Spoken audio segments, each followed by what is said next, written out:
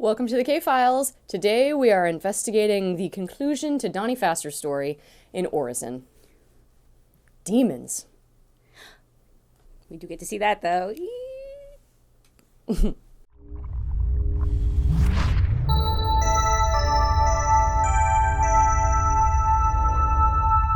Welcome back to the lush basement office. Thank you for joining us here on the K-Files again. I'm Katie. I'm Crisalia, and we're coming at you from HollyRedux.com, guys. Welcome to the show. Welcome back. Yeah, we're talking about Orison today, which is a continuation of the second season episode, Irresistible, that first introduced the character Donnie Pfaster. Oh, we just waited only like 5 seasons to get the conclusion. Yeah, he's been sitting around in jail But for 5 years. Was it worth it? Oh! We find out that Scully actually fought to save his life, that Scully actually fought for him to not get the death penalty. Yeah, that was a left field, man. I didn't see that coming. Well, Scully is somebody who's the opposite of Donnie Pfaster. True. Like, she doesn't advocate for death, she advocates for life. I believe that if you asked her, she'd probably tell you that she wanted him to live and pay for his crimes, because, that's Scully's kind of... She does always look for justice. Always, I guess. But, dude, seriously? No such luck this time around, Donnie Pfaster. No, man. Not at all. We Bridge got to too see far. badass Scully. Badass Scully. This is probably the most badassest Scully. This Dude, right here. This was scary Scully. When she walks out of that bedroom with like the gag around her neck and the jammies, and she's bloody, and she just walks full on bloody nose. Oh, dude, it was like Scully's gonna kill somebody right now. I can't wait. It was so exciting to watch. As it turns out, Gillian Anderson invented the murder walk in this episode. I mean, just real life murder walk. Well, fictional murder walk. Dude, you nailed it. Oh. Love it so much. Yeah. It's great episode. So in Irresistible, we talked about that Donnie Pfaster represented this hatred of women, this dehumanizing hatred of women that was obsessed with, breaking them down into tiny parts, a death fetish that he had. Yeah. Pretty gross stuff. The nails, the hair. Cut off their fingers put them in his freezer with the peas and carrots. That's what Mulder said. Yes. So he's a really a very particular kind of monster on the show.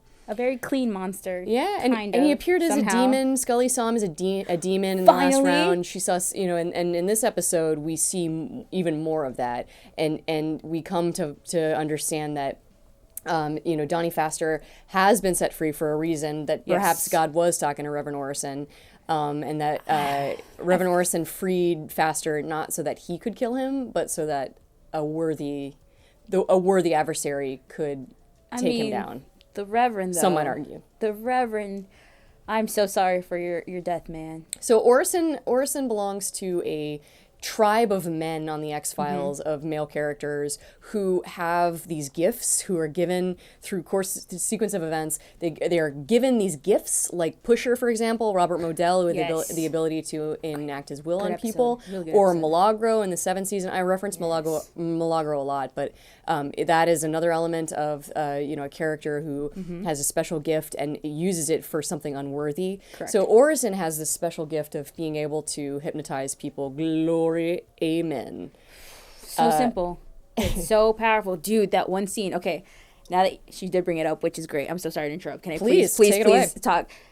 The scene where the prisoners, it's actually at the very beginning. It's the scene where the guy has his fingers cut off. Oh, that's some shit you can't unsee right there. That's true. That's some shit you can't unsee. Is there any way I can get off my fingers quickly without betraying my cool exterior? The best part was, it wasn't real. It was all in his head. It was like, everyone saw it, which was the coolest thing. Everyone saw it, everyone was there, and yet it was in everyone's mind. That's well, it. And that character says, I felt it. How everybody messed up saw is it. that? I felt it. Exactly. You go through it, and yet it's not real, dude. Well, it just goes to show you the power of hypnosis, the power of will, the power of being able to distract somebody in the way that Reverend Orison has this power. Yeah, and very mysterious origins of his power. Supposedly he participated in trepanning, something that's called trepanning, which is where you drill holes in your skull in order to get more blood flow to your brain. Mulder espouses this theory that the only thing that's holding human evolution back is that we need to get more blood flow to our brains. So some people, a la the Reverend Orison, start drilling in their brains, and and he inflicted it himself. I don't do this at home. Is what I'd say. That was a personal choice, you guys. Well, it definitely led him down a path. It led him to believe that he was talking to God. Now, the X-Files is highly, highly critical of this, and the X-Files in this episode seems to tell us that the Reverend was unworthy. The Reverend was not talking to God. The Reverend was talking to some flawed version of that in himself. That is what this episode seems to tell us. There was a lot of moments where you kind of question if he was, what his actual intentions were. Well, the script tells us, and there's one part where they're, in the very beginning, where they're investigating what happened in the prison, and Mulder specifically says, like, not God, the chaplain. Like, he specifically draws attention to that.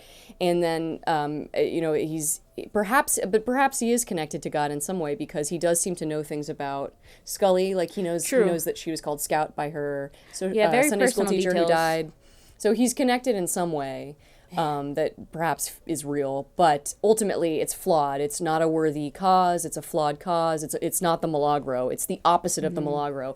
And it doesn't create, it destroys. Right. And so he's not he doesn't use his gift for the benefit of his fellow man. He uses it to kill people. Yeah. That's kind of the end of the day where we go. You don't use your gifts to kill people, and you probably won't be murdered by a demon in a grave that you had him dig. Like, yeah, dude, you kind of had it coming, to be fair. Like, well, that's the big conversation that Mulder and Scully have, is that he thought he was talking to God, but he actually opened the gates of hell. Yeah. And so that's an important lesson the X-Files teaches, that Scully embodies in this episode, that the quote is, the devil's instant is our eternity. Mm-hmm. There's a moment where you choose. No matter who you are, no matter how good a person you are, no matter what you've done in your life, there's always a moment where you choose.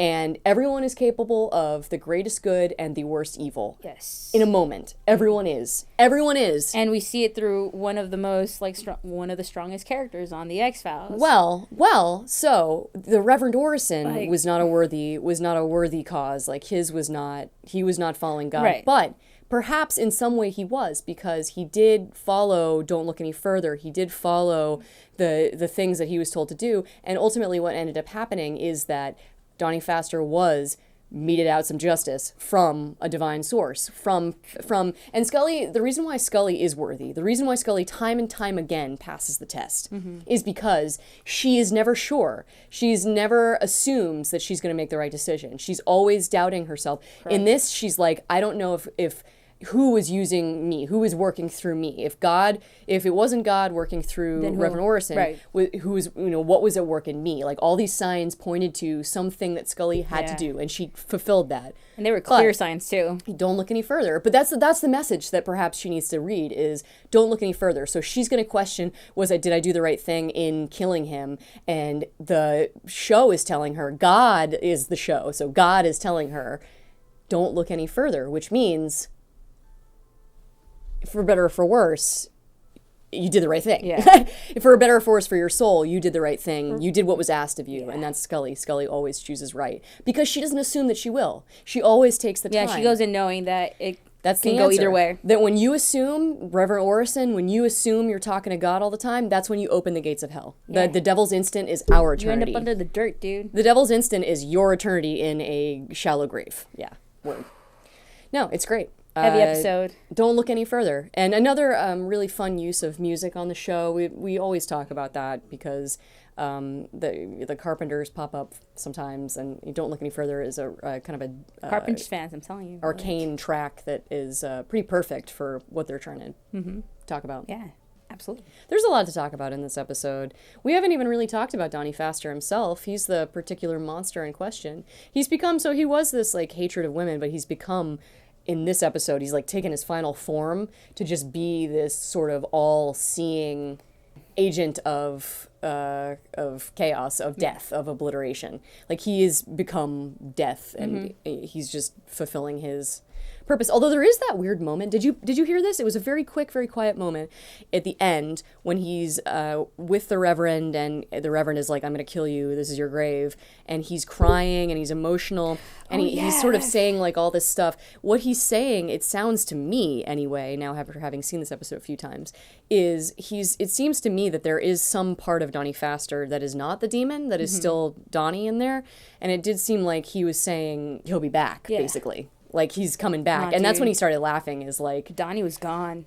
Like, Donnie was gone. Yeah, like, you're not going to be able to kill me. But, you know who can?